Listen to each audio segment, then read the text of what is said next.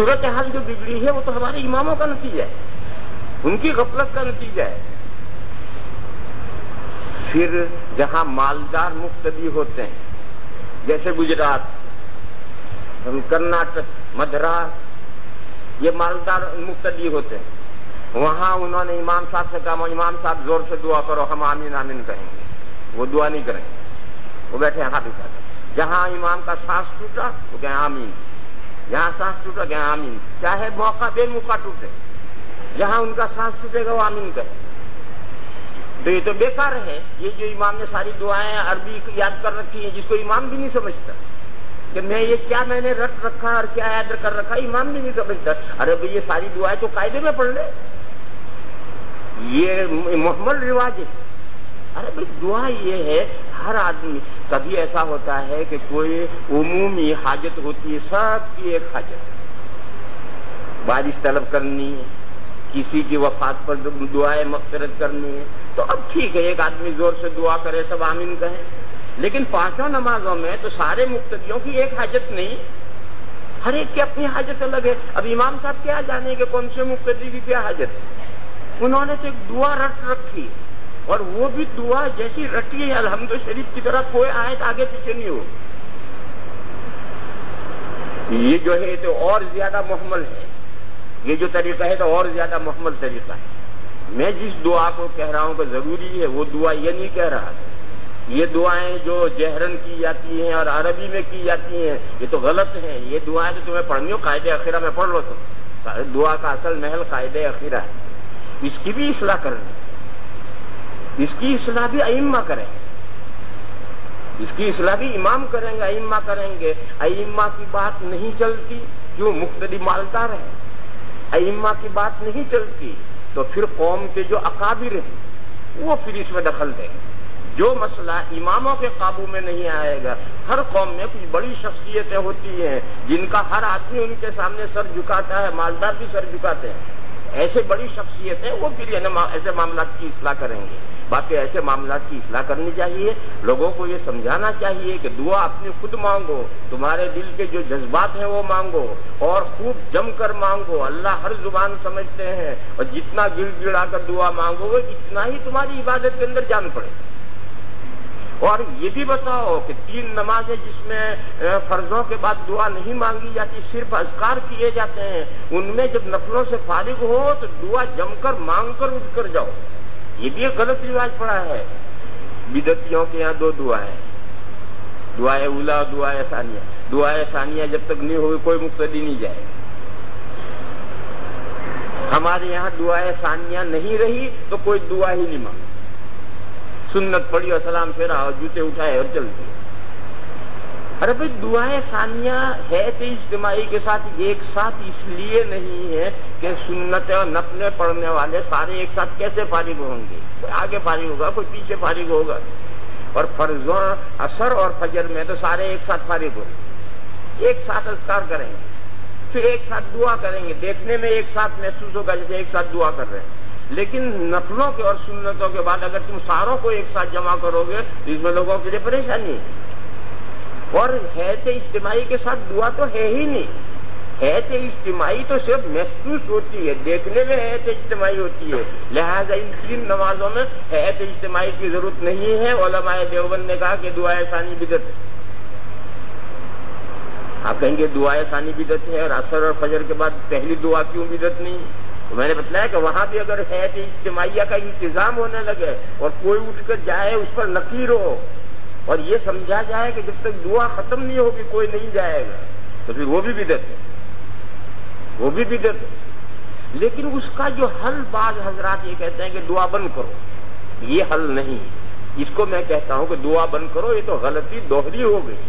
اس کا حل یہ ہے کہ لوگوں کی ذہن سازی کرو، بار بار لوگوں کے سامنے مسئلہ لاؤ، بار بار لوگوں کو دعا کی اہمیت بتاؤ، بار بار لوگوں کو بتلاؤ کہ دعا اصل تو نماز میں ہونی چاہیے مگر ہماری مجبوری ہے ہم اس میں نہیں کر سکتے، لہذا بعد میں دعا کرو، اور ہر آدمی اپنی دعا کرے، اپنے الفاظ میں کرے، اپنے دل کی مرادیں مانگے۔ دعا کی اہمیت لوگوں کے ذہنوں میں لاؤ، اس کے بغیر نمازیں بے معنی سی بے روح ہو کر رہ جائیں۔ حدیثوں میں صاف کہا گیا ہے کہ عبادت کا مقصد دعا ہے، مونگ پھلی میں اگر دانا ہی نہیں ہے تو کس کام کی مونگ پھلی؟ عبادت کے بعد دعا ہی نہیں ہے تو کس کام کی؟ کیا رہا اس میں؟ روح ہی نہیں رہی عبادت میں۔ کہنا یہ ہے کہ کچھ تو سونا کھوٹا ہے، کچھ سنار کھوٹا ہے، حق دونوں کے بیچ میں۔ کچھ تو سعودیہ والے کھوٹے ہیں، انہوں نے کہا بدعت، ان کے ہر چیز بدعت، یہ تو وہ کھوٹے ہیں، اور کچھ ہم کھوٹے ہیں کہ بس وہی دعائیں جہری دعا ہو رہی ہے اور امام نے کچھ دعائیں رٹ رکھی ہے، نہ یہ سمجھتا نہ وہ سمجھتا ہے، اور دیکھنے میں ایسا محسوس ہوتا ہے کہ جیسے ہے تو اجتماعی التزام کے ساتھ یہ بھی سب غلط ہے اور ان کا قول بھی غلط ہے۔ حق وہ ہے جو درمیان میں نے بتلایا، اس حق کو رائج کرو، اسے لوگوں کو دعا سے مت ہٹاؤ، دعا سے برگشتہ مت کرو، صحیح طریقے پر دعا کرنے کی صورتیں مقتدیوں کو سمجھاؤ اور ان کی ذہن سازی کرو۔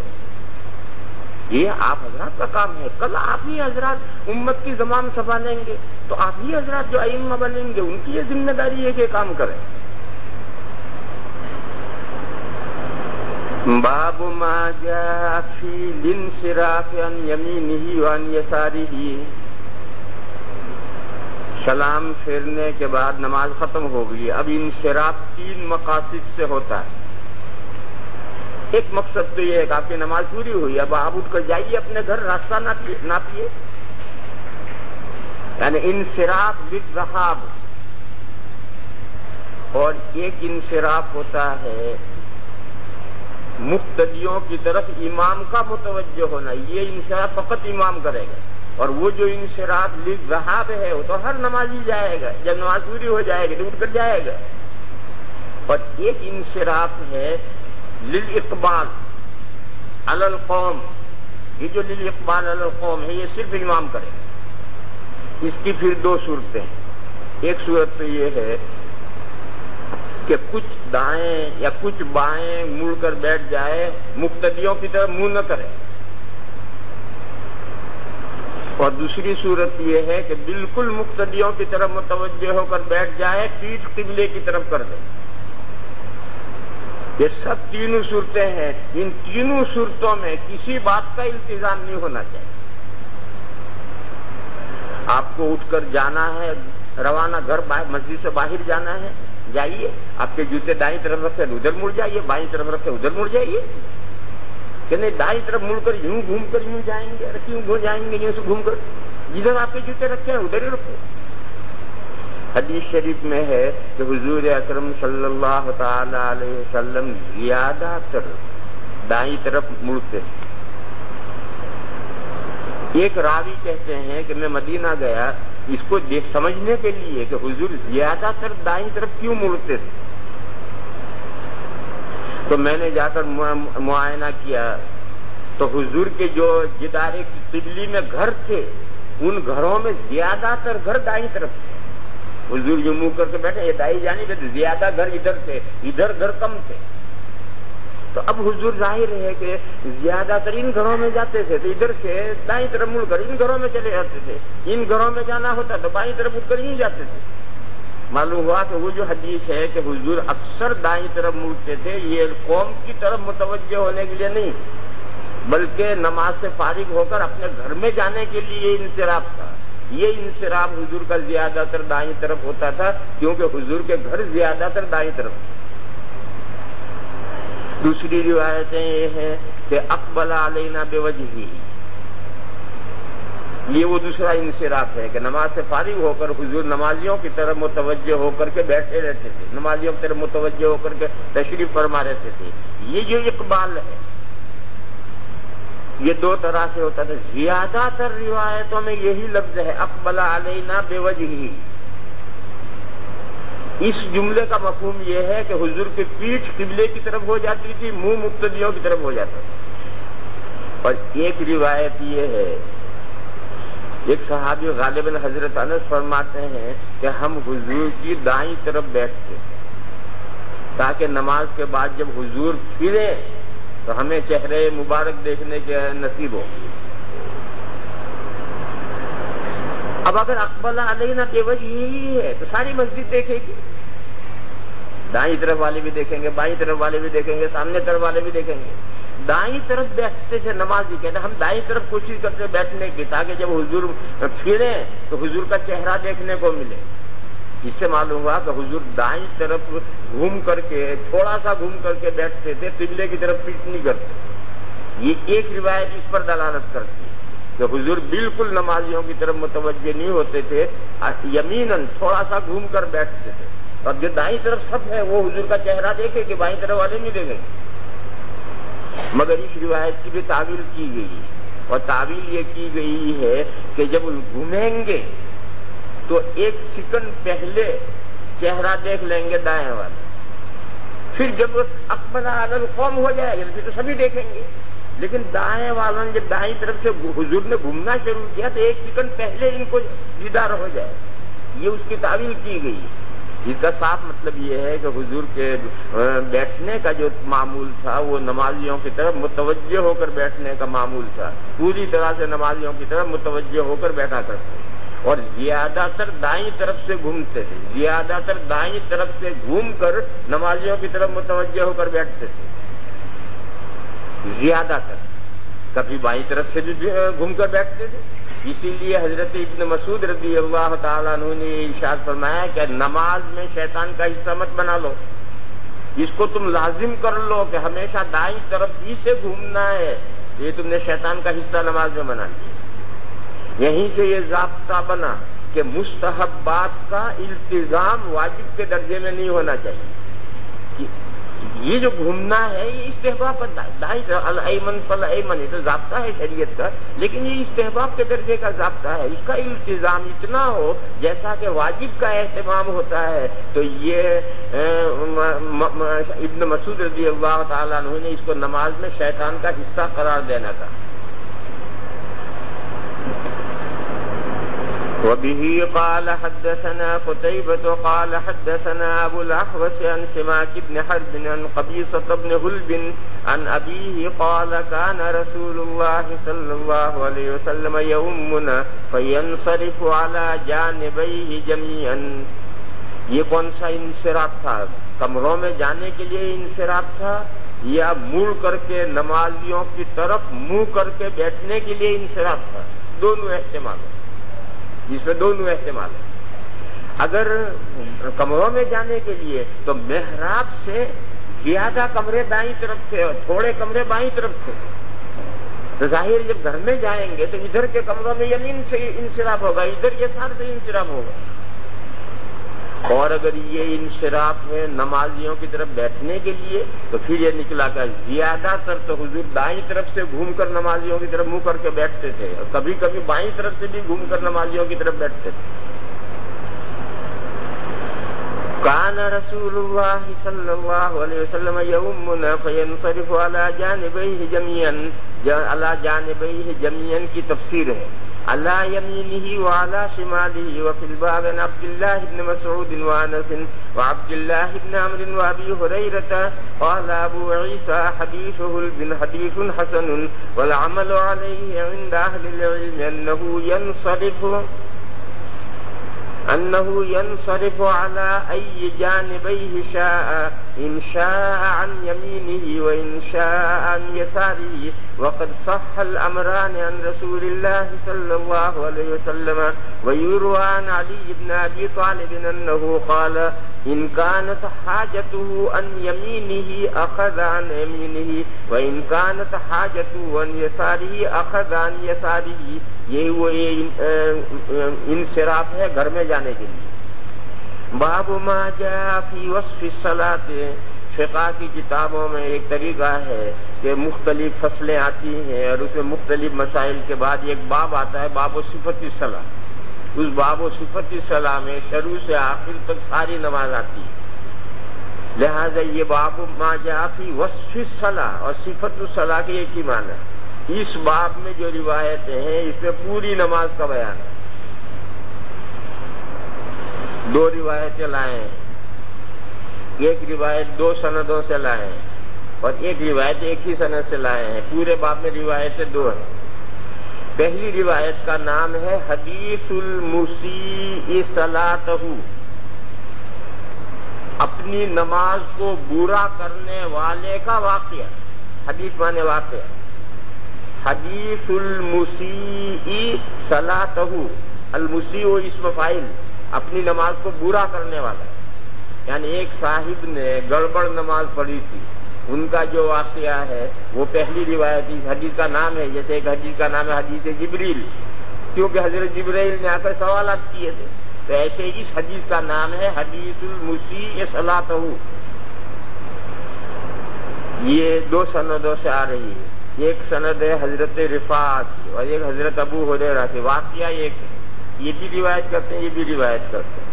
وَبِهِ قَالَ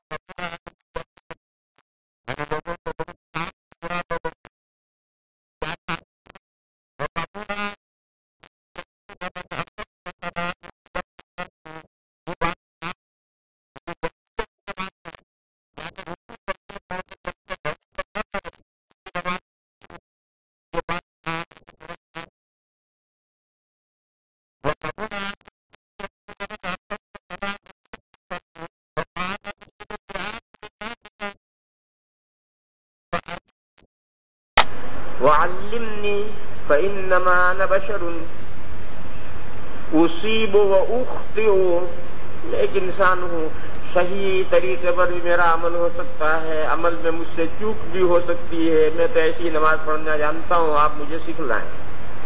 فإنما أنا بشر اصیب و اخطئ فقال اجل، حضور نے فرمایا ہاں اب تم نے بات ٹھیک کہی، بیٹھو۔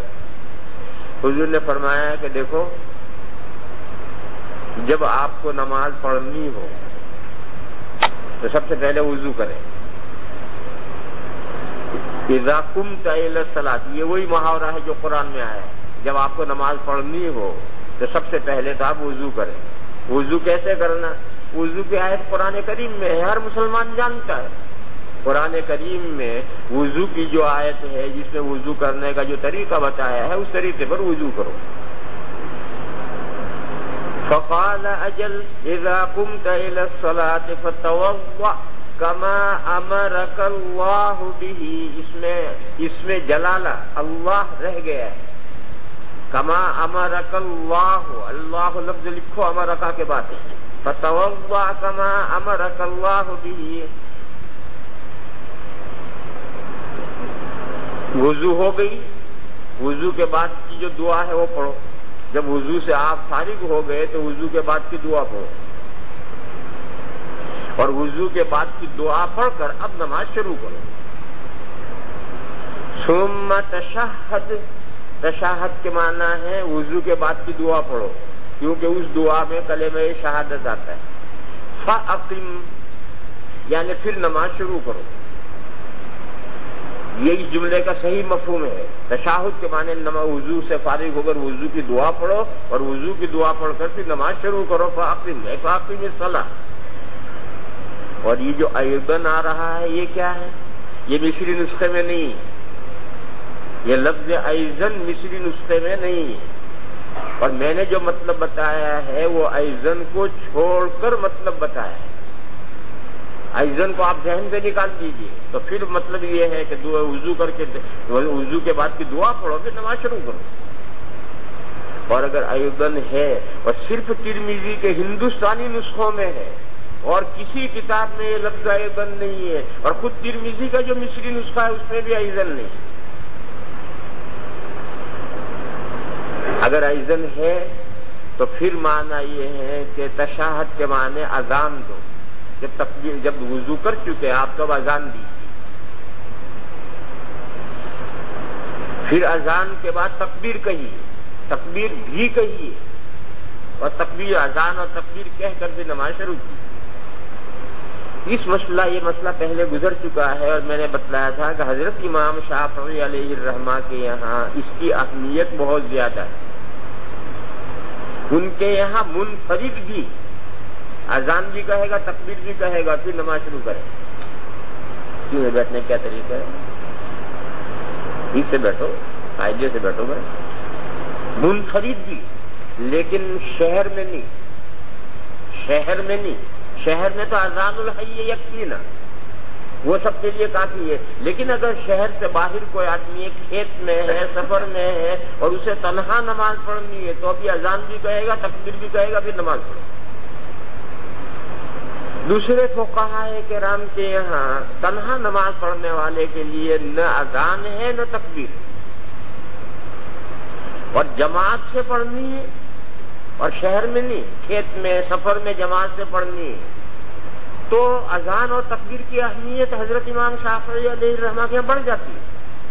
حنفیہ کے یہاں اور دوسرے فقہاء کے یہاں اب تکبیر ہونی چاہیے، اذان ضروری نہیں، یہ مسئلہ پہلے گزر چکا ہے۔ لیکن شہر کے اندر اگر کوئی نماز پڑھتا ہے تنہا تو اس کے لیے نہ اذان ہے نہ تکبیر ہے۔ اس خیال ہمارا ہے کہ یہ اذان خامخواہ بڑھ گیا ہے اور اس سے مطلب سارا بگڑ گیا ہے، اور اس کا صحیح مطلب یہ ہے کہ وضو کرو، وضو کر کے وضو کی دعا پڑھو، پھر نماز شروع کرو۔ نماز شروع کی، حضور نے فرمایا کچھ قرآن یاد ہے یا نہیں ہے؟ جو قرآن یاد ہو اس میں جتنا آسانی سے پڑھ سکتے ہو اتنا پڑھو۔ فَإِن كَانَ مَعَكَ قُرْآنٌ، مَعَكَ قُرْآنٌ کے معنی تمہیں قرآن یاد ہو، فَاقْرَأْ، تو قرآن پڑھو۔ تو قیام تو ہے ہی، فَأَقِمْ کے اندر قیام تو آ ہی گئے، اور قیام کے ساتھ دوسرا رکن ہے قرات، فاتحہ رکن نہیں۔ اگر فاتحہ رکن اور فرض ہوتا تو حضور فقرہ کہہ کر کے سارے قرآن کا پڑھنے کا کیوں کہتے؟ فاتحہ کو کیوں نہیں بتایا؟ یہ بہت اہم نقطہ ہے کہ اگر فاتحہ رکن اور فرض ہوتا، ان ائمہ میں ثلاثہ کیا تو سورت ملانا تو سنت ہے، تو فقرہ کہہ کر سنت تو بتلائی، اور جو رکن ہے اسے چھوڑ دیا، یہ کیسے ہو سکتا ہے؟ لہذا اس حدیث سے یہ بات صاف معلوم ہوتی ہے کہ نماز میں جو رکن ہے وہ قرات ہے، اور رکن کے جو دو اجزاء ہیں فاتحہ اور سورت ملانا، یہ دونوں واجب ہیں۔